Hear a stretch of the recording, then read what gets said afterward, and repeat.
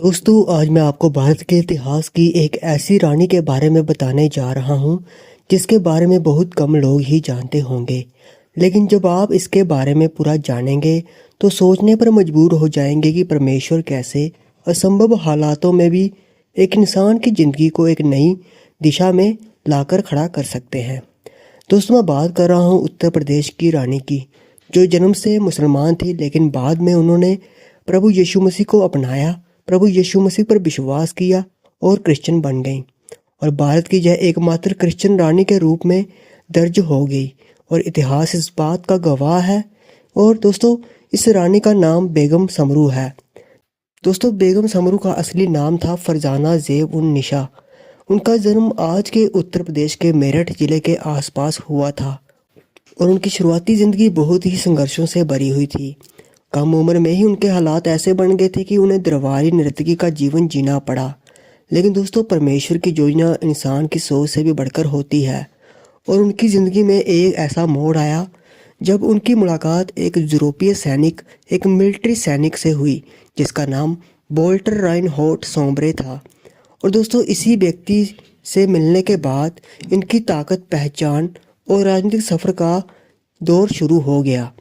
दोस्तों समय बदला, हालात बदले और फरजाना एक साधारण महिला से एक शक्तिशाली शासक बन गई। उन्होंने सरदना नाम की रियासत की बागडोर को संभाला और अपने समय की सबसे बहादुर और समझदार महिला शासकों में उन्हें गिना जाने लगा। दोस्तों इसके बाद उन्होंने अपनी सेना बनाई। उनकी एक अलग ही सेना थी और यूरोपीय तोपें उनके पास थी और मुग़ल दरबार तक में उनका सम्मान होता था। लेकिन दोस्तों उनकी कहानी में एक बहुत बड़ा बदलाव तब आया जब 1781 में उन्होंने एक ऐसा फैसला लिया जिसने पूरे ही उत्तर भारत को चौंका कर रख दिया। क्योंकि दोस्तों उन्होंने इस्लाम धर्म को छोड़कर ईसाई धर्म स्वीकार कर लिया, जाने कि वह क्रिश्चियन बन गई और उन्होंने अपना नाम भी बदल लिया और उन्होंने अपना नाम जोआना नोवेलिस सोम्ब्रे यह रख लिया। और दोस्तों ये फैसला उन्होंने किसी के दबाव में नहीं बल्कि अपनी निजी आस्था और विश्वास के रूप में लिया था। और उस दौर में ऐसा करना आसान भी नहीं था, लेकिन उन्होंने सच को चुनने की और प्रभु यीशु मसीह पर ही विश्वास रखने की हिम्मत दिखाई। और दोस्तों यहीं से उनके मसीही जीवन की शुरुआत हुई। और दोस्तों बेगम समरू सिर्फ नाम से ही क्रिश्चियन नहीं बनी बल्कि उन्होंने अपने विश्वास को अपने कामों में भी दिखाया। उन्होंने सरदना में एक बहुत ही बड़ा चर्च बनवाया जिसे Basilica of Our Lady of Graces इस नाम से जाना जाता है, जो आज भी वहां पर खड़ा है और गवाही देता है कि यह महिला सिर्फ सत्ता में ही नहीं बल्कि विश्वास में भी बहुत आगे थी। और दोस्तों एक मसीही यूट्यूबर होने के नाते मेरा आप सबको यह बताना बहुत ही ज़रूरी है कि परमेश्वर किसी जाति, धर्म या फिर किसी इंसान के पास को देकर उसको नहीं चुनते। वह तो सबका परमेश्वर है, वह किसी से भी पक्षपात नहीं करते।